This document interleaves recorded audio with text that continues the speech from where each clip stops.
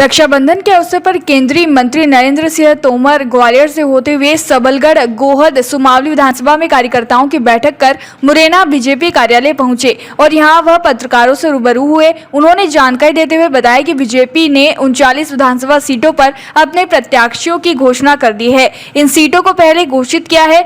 इन पर काम करने का समय भी ज्यादा मिलेगा और मतदान केंद्र तक बीजेपी के कार्यकर्ता पार्टी को मजबूत करने का काम करेंगे और इनमें से हम अधिकांश सीटें जीतेंगे। वहीं मुंबई में 28 दलीय बैठक को लेकर कहा कि जितने दल एकत्रित हो रहे हैं, पिछली बार भी यही सब दल प्रधानमंत्री के खिलाफ थे और सभी दलों ने लोकसभा के चुनाव में ताकत लगाई, लेकिन इन सबको भी हार का सामना करना पड़ा। इस बार भी ये इकट्ठा है, लेकिन इनके पास विचार, मुद्दा, विषय कुछ नहीं है। लेकिन इनको परेशानी केवल इस बात की है कि प्रधानमंत्री के 9 साल ईमानदारी से सरकार चलाने के कैसे साफ निकले। मोदी लगातार भ्रष्टाचार पर लगाम लगा रहे हैं, गरीबों के जीवन स्तर में कैसे सुधार आ रहा है, देश कैसे तीव्र गति से आगे बढ़ रहा है, सरकार आतंकवाद पर रोज प्रहार कर रही है और इनकी एक बड़ी परेशानी ये भी है कि चंद्रयान दक्षिणी ध्रुव पर सफलता से लैंड हो गया।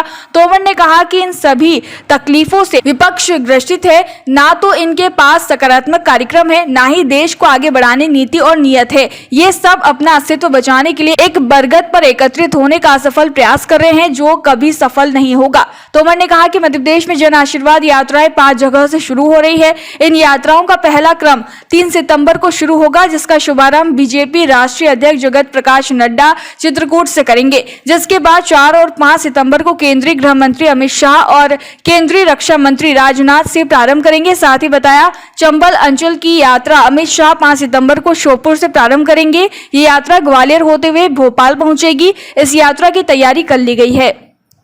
मुरैना से देवेंद्र सिंह राजपूत की रिपोर्ट।